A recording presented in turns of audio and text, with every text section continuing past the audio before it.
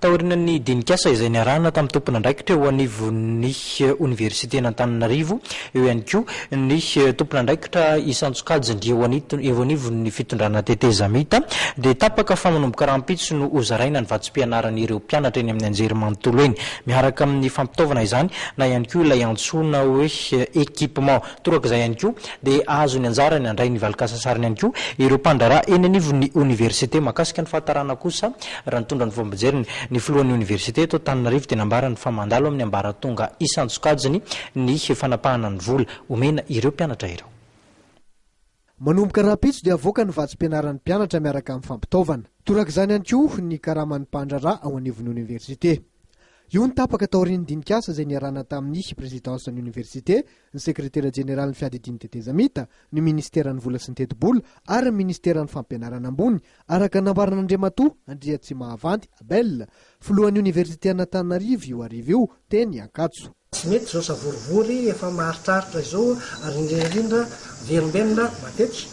dia atao anatin'izay contexte ray manontolo izay zany dia tapaka ny komaraina atao amin'ny fivoriana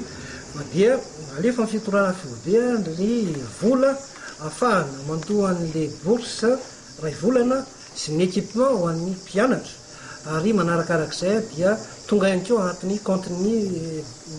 agent comptable université Androany ny karaman'ny PAT tamin'ity volana oktobra ity. Raha ohatra zany ka ny fandaminana raha teo ary zay mbona mahito anay ato amin'ny tantan'ny université na dia efa somary maizimaizy na Androany dia mandamy masa zany zay mba ahafahana mandoha ny bourse ny mpianatra manomboka rapitso. Tsorona aminareo fa efa ela nangatana ty zavatra fa ny zava-dehibe moa zany dia tonga any dia izy tsorona aminareo ihany koa fa mbona betsaka ny problema sy olana ety amin'ny université kanefa araka ny dinikasa natao ny komaraina rehefa zareo tao amin'ny fitondrana fode dia fa vonina mihitsy ny anokana fotoana mihitsy ahafahana midinika sy mandinika an'ireo olana marobe mintsady ety amin'ny université. Mikasika ny fahataranan'ny fandoavana kosa dia nilaza ity tompon'andraikitra ity fa mbola mandalo ambaratonga ambony ny teti-bola vao tonga ny anivon'ny université. Nanamafy ihany koa Andriamatoa Andriatsimahavanty Abel fa mbola mila miroso amin'ny aménagement budgétaire ny fitondram-panjakana mahefa vao afaka aloha avokoa ny ambombava rehetra.